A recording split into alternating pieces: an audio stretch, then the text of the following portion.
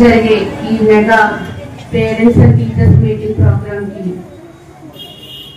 చేసిన అతిరథ మహారాజులందరికీ, టీచర్స్కి, పాత్రికేయులకు, తల్లిదండ్రులకు అందరికీ నా నమస్కారాలు, విద్యార్థులకు నా అభినందనలు. ఈరోజు గురు పూజోత్సవం అంటే గురు పౌర్ణమి అంటే మనకి జ్ఞానాన్ని బోధించే గురువులను పూజించుకునే ఒక ముఖ్యమైన రోజు.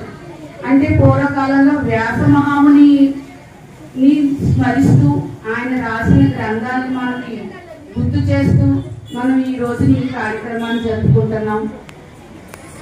మన గౌరవనీయులు చంద్రబాబు నాయుడు గారు, ముఖ్యమంత్రి చంద్రబాబు నాయుడు గారు, నారా లోకేష్ గారు ఈరోజు అన్ని పాఠశాలలందు ఈ పండగ వాతావరణాన్ని జరుపుకోవాలని ఆదేశించారు.